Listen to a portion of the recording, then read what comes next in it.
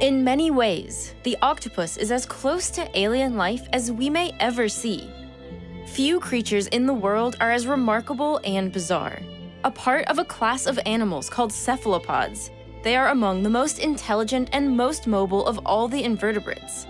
They live in every ocean in the world, in the deep sea, in kelp forests, in coral reefs, along rocky shorelines, and they are as diverse as the habitats they live in. They can be massive or absolutely tiny. Some species are venomous, and some are just downright strange. In any given moment, they can appear spiky or they can appear smooth. They are so different from us that most of their 500 million neurons are not in their brain, but in their arms, which can smell and taste and even think. And so intelligent that their cognitive ability matches that of many large-brained vertebrates. They have left scientists stunned about how a creature so far from us on the evolutionary tree could evolve such complex behaviors, their intelligence emerging in an entirely novel and independent way from our own. So how did the octopus become so biologically complicated? An island of complexity in the sea of invertebrate animals. Just how intelligent are they? And how can studying them reveal information about our own minds?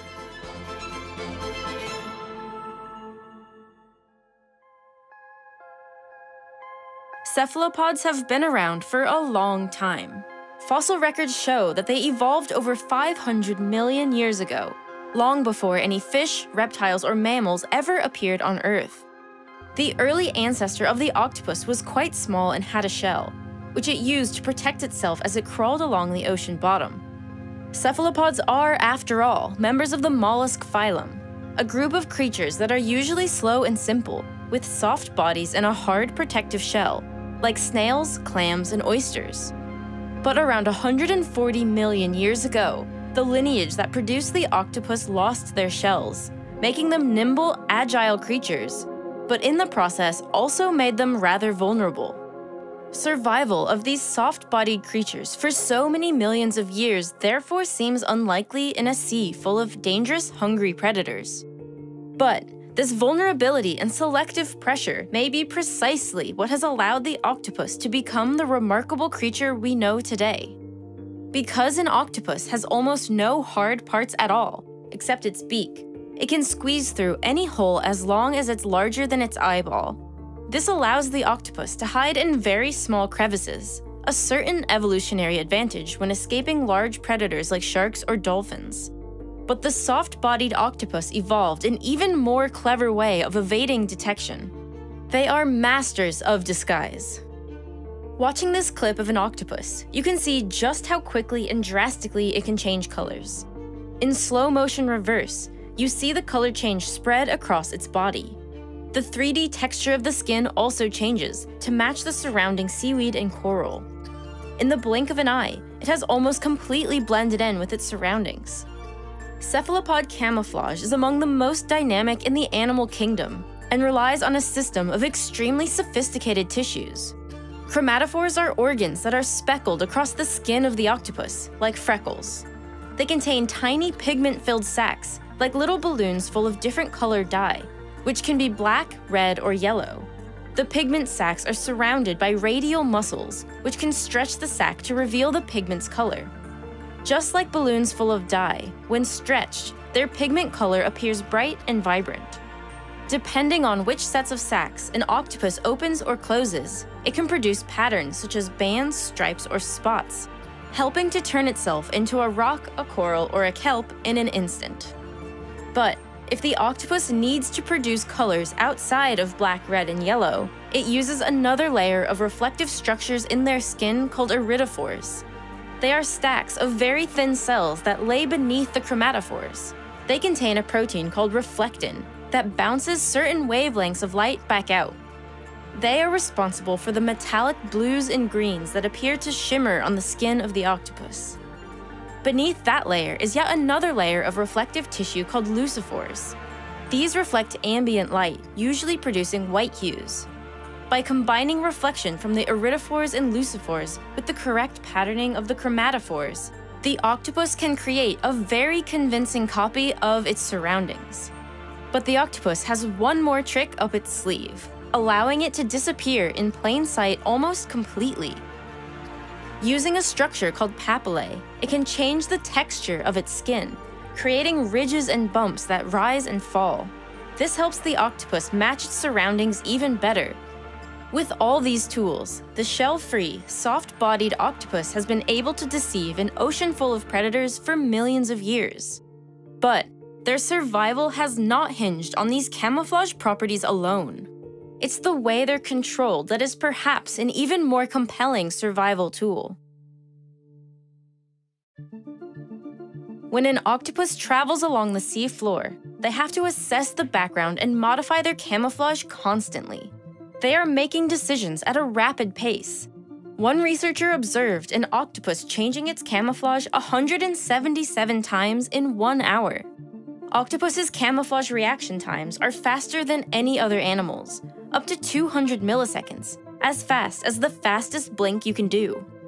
But despite doing so much with color, the octopus and almost all cephalopods are surprisingly thought to be colorblind. How can they match colors they can't even see? In 2015, the answer to this question started to be uncovered. Researchers found that the skin of an octopus is sensitive to light due to photoreceptor genes active in the skin. Even when the skin was detached from the body, it could respond to light and change the shape of its chromatophores.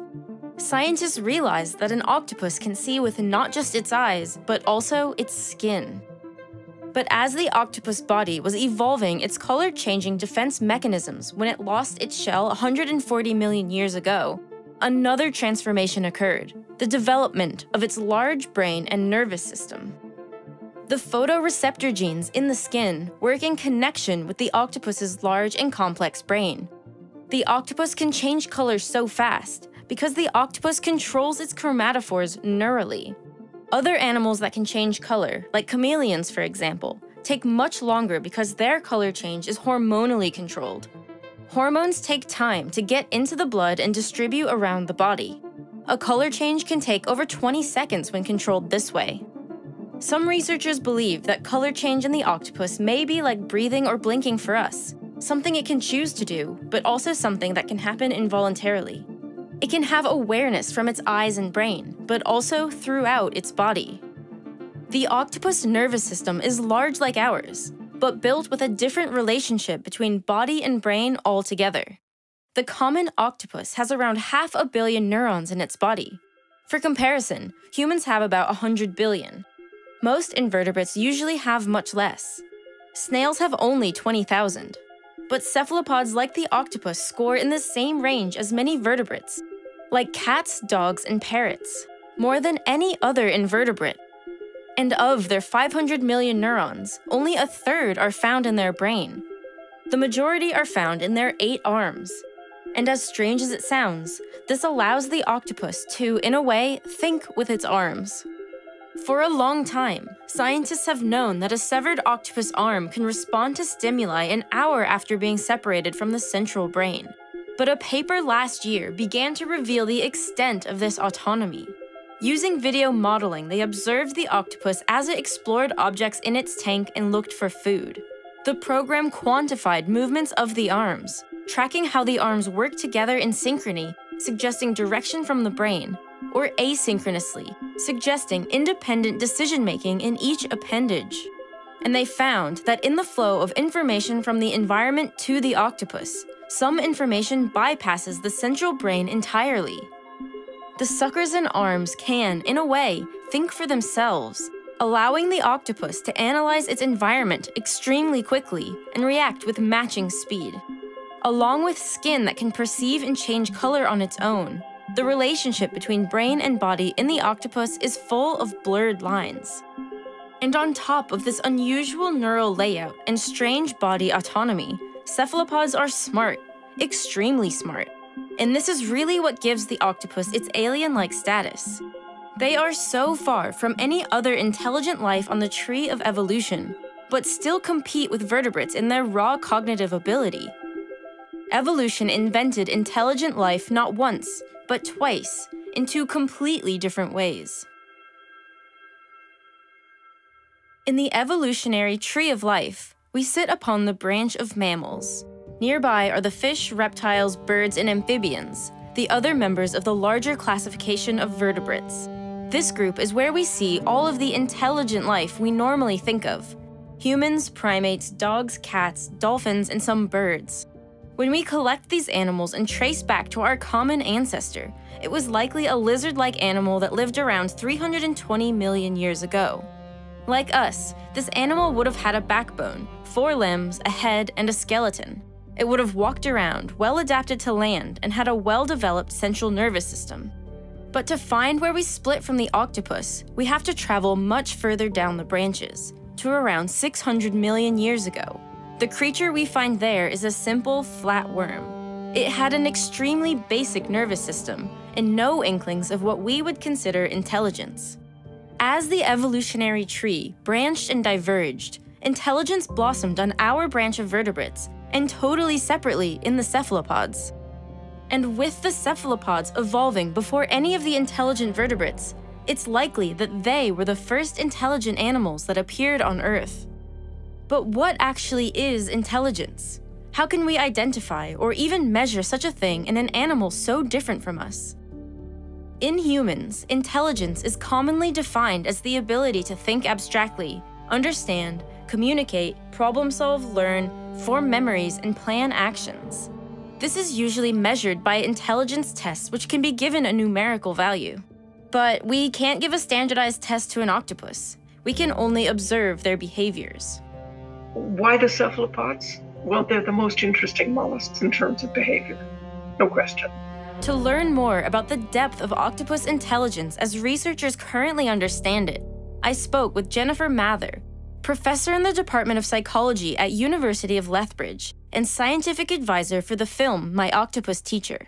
Pretty well every learning task you give them, they can do. Short-term, long-term, spatial memory, object perception, But it's more than learning. They also go in for planning. And planning is not so obvious.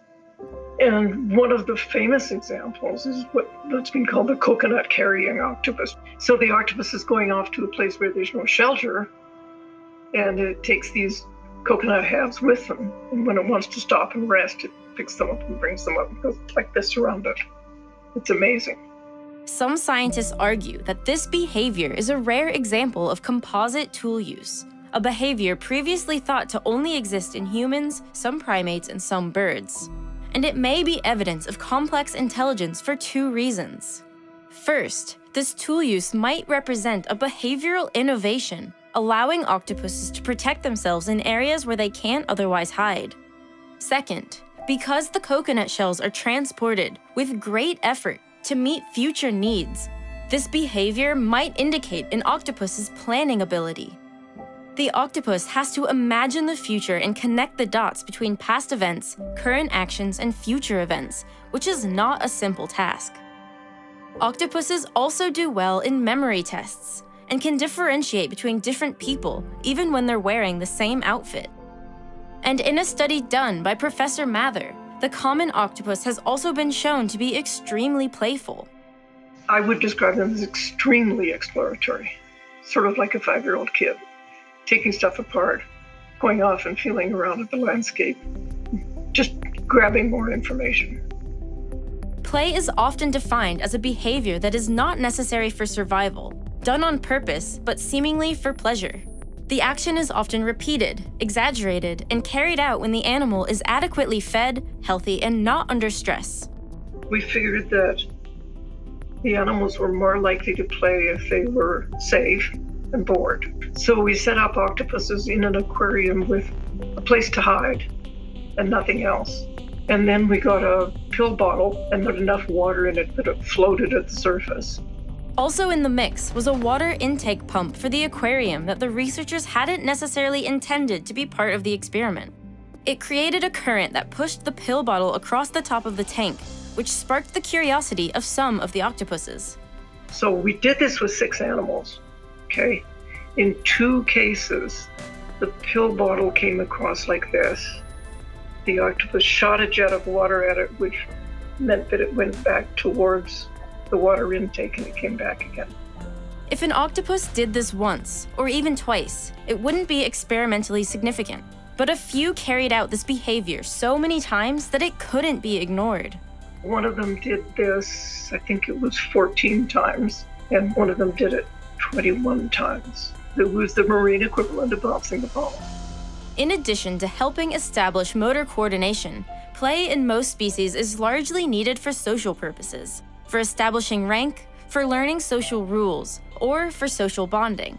And due to its complexity, play is considered to be almost exclusive to mammals, with a few exceptions in other vertebrates like some birds. But the octopus is a solitary creature. It has no social bonds, no social hierarchy. It makes us rethink the evolutionary reasons for play. In fact, much of our idea of intelligence is based on the idea that it evolved out of a social need. For decades, scientists have wondered about the origins of intelligence and have tried to understand why certain animals evolved intelligence and others did not. The social intelligence hypothesis is the often favored hypothesis for the evolution of complex cognition. It's the idea that intelligence evolved due to the demands of group living, such as maintaining complex and enduring social bonds, deception, cooperation, or social learning. When most of the animals we think of as smart, humans, primates, dogs, dolphins, began living in groups, there became a need for more complex behaviors and therefore a bigger, more complex brain. But this theory can't explain why intelligence evolved in cephalopods. A different theory must exist for these non-social creatures. You see, our big problem with knowing the development of intelligence is that we know it from the mammals, from the primates, our relatives. So we know that this particular set of conditions sets us up for being intelligent. But then if we have another model, the octopus, then we have to say, okay, these conditions, being part of a social group, they're not necessary for intelligence. Perhaps the pressures of finding food and evading predation is enough for intelligence to blossom. This is the basis for the ecological intelligence hypothesis, which suggests that complex cognition evolved to meet the challenges associated with predation, foraging, and competitive pressures. And when the octopus lost its shell 140 million years ago, perhaps the pressure of predation was so high that outsmarting their attackers became the only way for it to survive. These two theories are not competing ones, but rather two explanations for two instances of intelligence on the tree of life. The octopus gives us a rare chance to investigate an alternate intelligence, an alien-like life form here on Earth. Where we once thought there was only one model for intelligence, we now know there are at least two, and who's to say how many more there could be, on this Earth or elsewhere. But despite the distance from us on the evolutionary tree, the octopus still lives inside the same grand experiment as we do. The Earth, the oceans, and the spinning wheels of evolution have crafted us both. They are not so much alien then, as much as a distant relative. And by stepping aside from our human-centric view of intelligence, can we start to clearly see the infinite possibilities of cognition. The story of the modern octopus began so long ago, back when there was no life yet on land. But around this time, 500 million years ago, the oceans had begun to explode with life. This period, called the Ordovician, was known for its amazing diversity of invertebrates. And of these invertebrates, the massive, armored cephalopods were king. They dominated the seas for roughly 360 million years. The fossil records show an amazing array of creatures during this time. Some we recognize and some we definitely don't. Life was thriving until something stopped nearly all of it in its tracks. To learn more about this period on the early Earth and understand what nearly wiped out all of the animals in the planet's first mass extinction, you should watch Ancient Oceans on CuriosityStream. It's a two-part series that covers the Ordovician and Devonian periods and explores the boom of animals then and the subsequent mass extinctions. CuriosityStream is a streaming platform with thousands of high-quality documentaries like this one. And now, CuriosityStream has partnered with us to offer an incredible deal. By signing up to CuriosityStream, you now also get a subscription to Nebula. Nebula is a streaming platform made by me and several other educational YouTube content creators. It's a place where we can upload our videos ad-free, and a place where we can experiment with new, original content. By signing up to the bundle deal, you'll get access to both CuriosityStream and Nebula, and you'll be just in time to catch Real Engineering's final episode of the Nebula original series, The Logistics of D-Day, about the Red Ball Express. The Logistics of D-Day is a 9-part mini-series that covers the engineering and tactical advantages that the Allies used to achieve victory when invading German-occupied France, and it's exclusive to Nebula. So by signing up at curiositystream.com/realscience, you'll get a subscription to CuriosityStream and a subscription to Nebula for just $14.79 for the entire year. Signing up is also the best way to support this channel and all of your favorite educational content creators. Thanks for watching, and if you'd like to see more from me, the links to my Instagram, Twitter, and Patreon are below.